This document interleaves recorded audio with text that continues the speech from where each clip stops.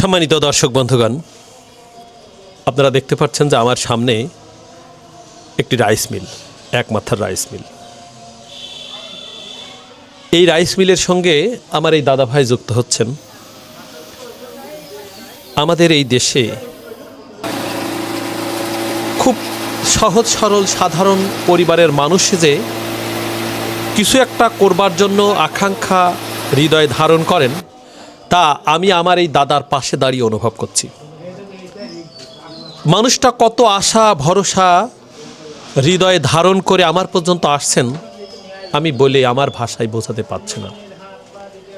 আমাদের এই দেশে অর্থনৈতিকভাবে সবাই যে খুব স্বাবলম্বী তা কিন্তু নয়, কিন্তু পরিবার নিয়ে ভালো থাকবার আকাঙ্ক্ষা প্রত্যেকের মধ্যেই থাকে। এই রকম মানুষ কতটা আত্মবিশ্বাস নিয়ে এক প্রান্ত থেকে আর এক প্রান্তে আসতে পারে, তা হয়তো আপনারা বিবেকের কাছে প্রশ্ন রেখে বুঝতে পারবেন।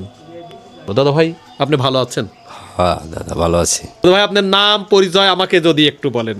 আমার নাম রামানন্দ বালা, আমার বাড়ি জেলা গোপালগঞ্জ, থানা কোটালীপাড়া, গ্রাম পলটনা। আপনি আমার ভিডিও দেখছেন কতদিন দাদা ভাই? আমি ভিডিও দেখছি, মাসখানেক হয় ভিডিও দেখছি। কিন্তু আমার প্রতি এতটা আত্মবিশ্বাস আপনার কিভাবে জন্ম নিল? কথা কাজে মিল আছে। এই মেশিন দিয়ে কি করবেন? ধান ভাঙানো কাজ করবেন। হ্যাঁ, অনেক কিছু তো বিসর্জন দেওয়া লাগে। নিজের ইচ্ছাটাই অনেক বড় ইচ্ছা, পূরণ করার জন্য প্রয়োজনটা বেশি, নিজের মনকে সেটা আগ্রহ দরকার। আপনার অনুভূতি যদি একটু আমাকে জানান। আমার আগেই অনুভূতি খুব ভালো ছিল না, অনেক ভিডিও দেখছি আপনার। ভিডিও দেখার পরে আমার আপনার কথার কাজে অনেকটা মিল আছে, এই বিদায় আমি আপনার কাছে চলে আসছি। আপনার প্রতি আশীর্বাদ থাকবে, আপনার প্রতি আমার অগাধ বিশ্বাস আছে। হ্যাঁ, এই জন্য আমি চলে আসছি।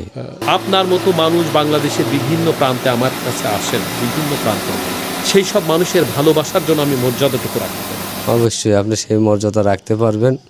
আপনি সৎ ব্যবসায়ী, হ্যাঁ, একজনের সৎ জিনিস দিলে সেও ভালো থাকবে, আপনিও ভালো থাকবেন।